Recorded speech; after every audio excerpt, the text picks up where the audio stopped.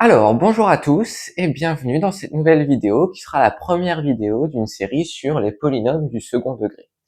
Donc dans cette vidéo, on va commencer par voir quelques généralités sur les polynômes du second degré. Et première question, qu'est-ce que c'est un polynôme du second degré?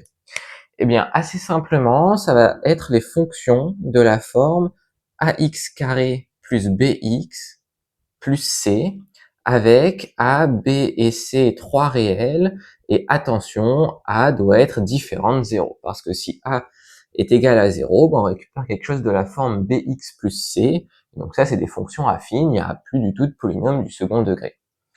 Et juste au niveau du vocabulaire, pourquoi est-ce que ça s'appelle un polynôme du second degré, ça? Eh bien déjà, de manière générale, ce qu'on appelle un monôme, c'est une quantité de la forme 1 réel fois x à la puissance n, avec n un nombre entier. C'est 1 réel fois x à une puissance entière. Donc ça, c'est un monôme. Donc ax carré, c'est un monôme, bx, c'est un monôme, et c, c'est un monôme. Et polynôme, poly, ça veut dire plusieurs. Donc polynôme, en fait, c'est plusieurs monômes, et donc ax carré plus bx plus c, c'est bien un polynôme. Et maintenant, pour la partie second degré, eh bien, on dit que c'est un polynôme de degré 2, parce que la puissance de x la plus élevée, c'est 2. Si on avait du x cube, ça aurait été un polynôme de degré 3. Donc voilà un petit peu pour les explications sur le nom qu'on donne à ces fonctions, donc polynôme du second degré. Et donc il y aura une série de plusieurs vidéos, là on va juste voir des choses assez générales sur les polynômes du second degré, et la première chose dont je voudrais parler, c'est la courbe représentative de ces fonctions. Donc ces fonctions du second degré, leur courbe, c'est ce qu'on appelle une parabole. Et donc, la forme d'une parabole, eh bien, c'est quelque chose qui va ressembler à ça.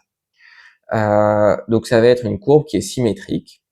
Et puis, donc, il y a deux cas de figure. Soit elle est orientée vers le haut comme ceci, soit elle peut être aussi orientée vers le bas. Et donc, les polynômes, enfin les paraboles, ça ressemble beaucoup à la courbe représentative de la fonction carré, qui, pour rappel, ressemble à ça. Et donc c'est normal parce qu'il y a le x carré qui est commun à la fonction carré et au polynôme du second degré, donc ça paraît pas totalement absurde qu'il y ait des ressemblances entre les courbes. Sauf que celle de la fonction carré, donc elle a qu'une seule forme vu qu'on a une fonction unique. Là en fait on a une infinité de polynômes du second degré différents, donc les courbes elles pourront être centrées sur 0 comme la fonction carré, ou bien centrées ailleurs comme c'est ici. Là on est centré ailleurs qu'en 0, pour être orienté vers le bas, vers le haut, enfin bref, il y a tout un tas de cas de figure, mais la forme générale, si on regarde l'allure de la courbe, eh bien ça ressemble beaucoup à la courbe de la fonction carré. Et donc, quand est-ce qu'on est dans ce cas de figure? Donc, quand la parabole est orientée vers le haut ou bien vers le bas, eh bien, ça, on va le savoir en regardant A. Et plus précisément, il faut regarder le signe de A. Donc, si A est positif, la parabole est orientée vers le haut. Et si A est négatif, la parabole est orientée vers le bas. Un petit moyen mémotechnique pour se souvenir de ça, c'est que si A est positif, eh ben, la fonction, elle pense positif. Donc elle est contente, la fonction, donc elle sourit. Et sinon, elle est pas contente. Donc vers le bas. Voilà. Et puis donc à partir de cette allure de courbe, si on s'intéressait un petit peu aux variations de la fonction, dans le cas où A est strictement positif, le tableau de variation de la fonction ressemblerait à ça. Donc entre moins l'infini et plus l'infini, on serait d'abord décroissant et puis croissant. Et puis dans l'autre situation, c'est l'inverse, on serait d'abord croissant puis décroissant. Et la question qu'on peut se poser assez logiquement, c'est il est où ce point? Là, le point où on change de variation, comment est-ce qu'on le trouve? Donc que ce soit dans le cas où la parabole est orientée vers le haut, ou bien lorsqu'elle est orientée vers le bas. Et donc en fait, ce point qui est ici, qui correspond soit à un minimum, soit à un maximum en fonction du cas dans lequel on est, eh bien graphiquement on le retrouve ici. Et ça, de manière générale, c'est ce qu'on appelle le sommet de la parabole.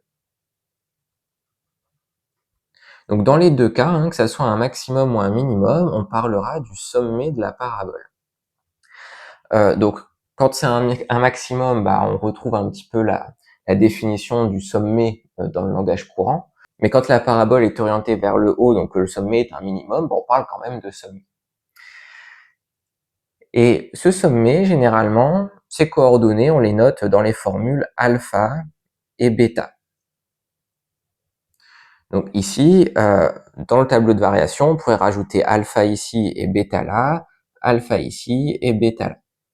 Mais bon, enfin, ça n'a pas vraiment fait avancer le schmilblick, d'avoir juste nommé avec des lettres ce point particulier.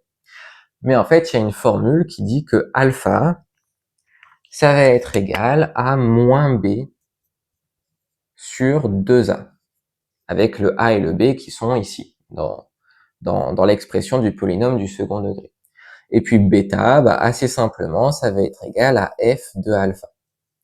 Donc si on veut déterminer les coordonnées du sommet, bah, on commence par déterminer alpha avec la formule moins b sur 2a. Et ensuite, on calcule l'image de alpha pour récupérer le bêta, donc la deuxième coordonnée du sommet. Donc voilà, on va s'arrêter là, je pense, pour cette vidéo, donc avec l'expression générale des polynômes du second degré, la courbe représentative qui peut être orientée vers le haut ou vers le bas, et puis donc le sommet qui peut être un maximum ou un minimum, avec donc les formules pour trouver les coordonnées du sommet. Et ici, juste sur les dessins, donc on voit qu'il y a d'autres choses, enfin, d'autres questions qu'on pourrait se poser. Par exemple, ici, la parabole reste toujours du côté des nombres négatifs. Elle coupe jamais l'axe des abscisses, tandis qu'elle le coupe 2 fois.